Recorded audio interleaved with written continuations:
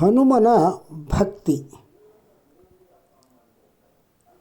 ವಿಪರೀತ ಕೋಪದಿಂದ ಶ್ರೀರಾಮನ ಅರಮನೆಗೆ ಬಂದ ವಿಶ್ವಾಮಿತ್ರರು ರಾಮನ ಮುಂದೆ ನಿಂತು, ರಾಮ, ಇಂದು ನನಗೆ ತೀರಾ ಅವಮಾನವಾಗಿದೆ, ನಾನು ಮಾಡುವ ಯಜ್ಞಕ್ಕೆ ಭಂಗವಾಗಿದೆ ಎಂದಾಗ, ಅದಕ್ಕೆ ರಾಮ, ರಾಜಋಷಿಗಳಾದ ನಿಮ್ಮ ಯಜ್ಞಕ್ಕೆ ಭಂಗ ತಂದವರ್ಯಾರು ಗುರುವರ್ಯ ಎಂದು ಕೇಳಿದಾಗ, ಅದಕ್ಕೆ ವಿಶ್ವಾಮಿತ್ರರು, ಕಾಶಿಯ ರಾಜ ಶಕುಂತ ನರೇಶ ಮಹಾರಾಜವನಿಂದ ನನ್ನ ಯಜ್ಞಕ್ಕೆ ಭಂಗವಾಗಿದೆ.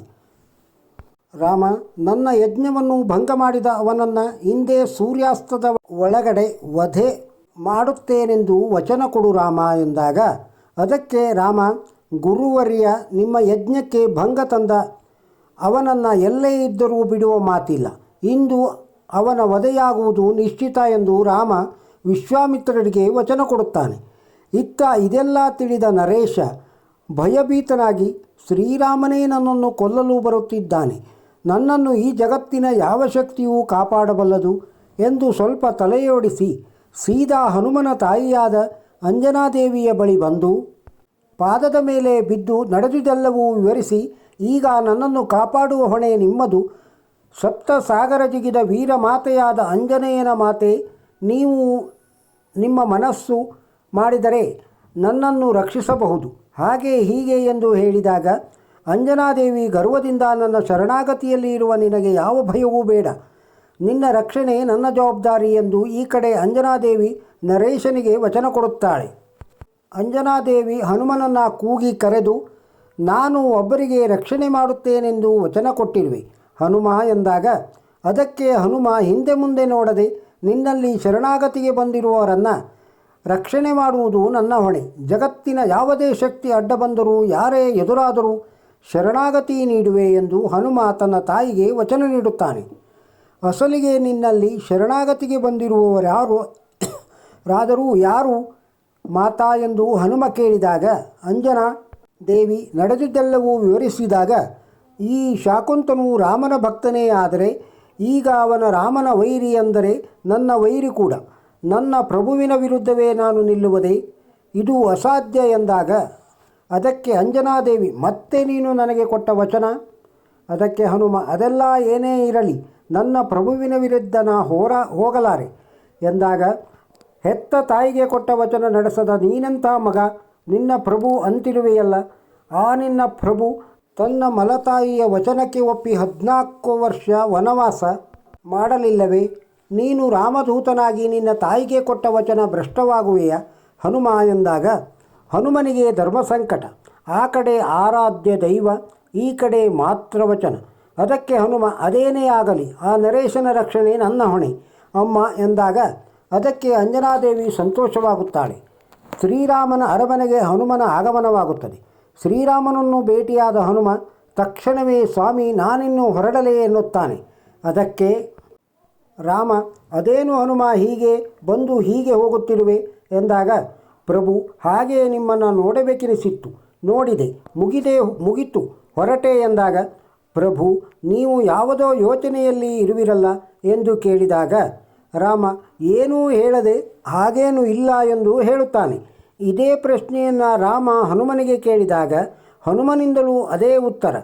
ಹನುಮ ಸ್ವಲ್ಪ ಧೈರ್ಯ ಮಾಡಿ, ಪ್ರಭು, ಇದುವರೆಗೂ ನಾನೇನೂ ನಿಮ್ಮನ್ನು ಕೇಳಿಲ್ಲ, ಇಂದು ಏನೋ ಕೇಳಬೇಕೆಂದು ಬಯಕೆಯಾಗುತ್ತಿದೆ, ಆ ವರ ನನಗೆ ಕೊಡುವಿರಾ ಎಂದಾಗ, ರಾಮ ಸಂತೋಷದಿಂದ, ಹೌದು ಹನುಮ, ಇದುವರೆಗೂ ನೀನು ನನಗೆ ಏನೂ ಕೇಳೇ ಇಲ್ಲ, ಹೇಳು ಅದೇನು ವರವೋ ಎಂದಾಗ, ಹನುಮ ಥಟ್ಟನೆ, ನನ್ನ ರಕ್ಷಣೆಯಲ್ಲಿ ಇರುವವರಿಗೆ ಏನೂ ಆಗಬಾರದು.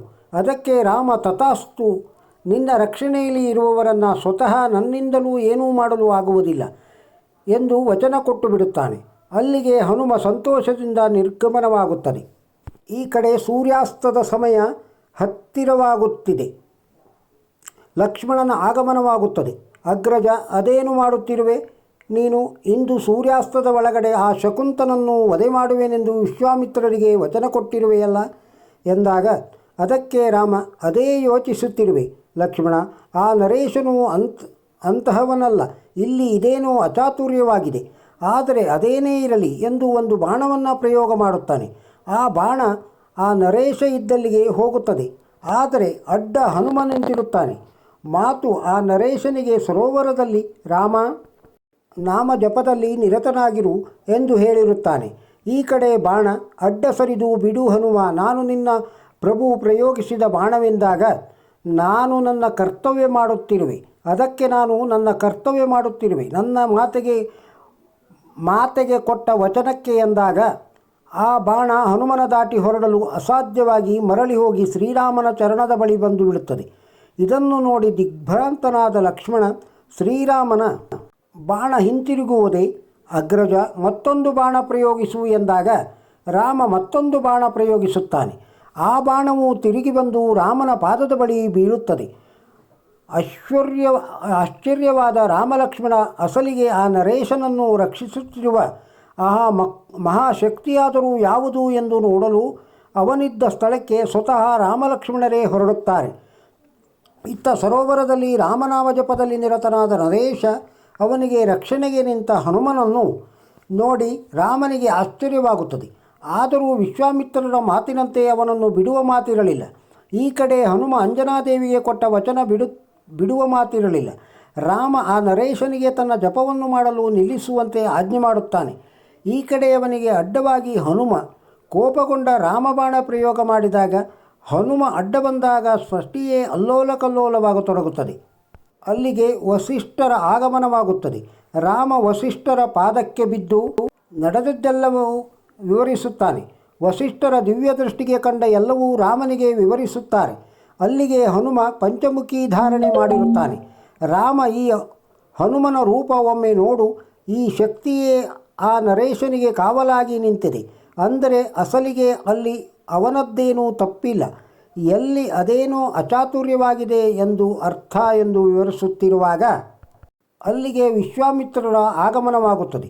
ಕ್ರೋಧದಲ್ಲೇ ಬಂದ ಅವರು, ಏನು ರಾಮ, ನೀನಿನ್ನೂ ಅವನನ್ನು ವಧೆ ಮಾಡಲಿಲ್ಲವೇ ಎಂದಾಗ ವಸಿಷ್ಠರು, ಇವರೆಲ್ಲರ ಯುದ್ಧದಲ್ಲಿ ಇಡೀ ಪ್ರಕೃತಿಯೇ ನಾಶವಾಗುವುದು ಎಷ್ಟು ಸರಿ, ಋಷಿಗಳು ಸಾಧು ಸಂತರಾದ ನಾವು ಈ ಸೃಷ್ಟಿಯನ್ನು ಕಾಪಾಡಬೇಕೇ ಹೊರತು ನಮ್ಮಿಂದ ನಾಶವಾಗಬಾರದು. ಆ ನರೇಶನನ್ನು ಕ್ಷಮಿಸಿಬಿಡಿ. ವಸಿಷ್ಠರ ಮಾತು ಕೇಳಿದ ಎಲ್ಲರಿಗೂ ಸರಿ ಎನಿಸುತ್ತದೆ. ವಿಶ್ವಾಮಿತ್ರರು ಆ ನರೇಶನನ್ನು ಕ್ಷಮಿಸಿಬಿಡುತ್ತಾರೆ. ಇವರೆಲ್ಲರೂ ಇದ್ದ ಸ್ಥಳಕ್ಕೆ ಅಂಜನಾದೇವಿಯ ಆಗಮನವಾಗುತ್ತದೆ.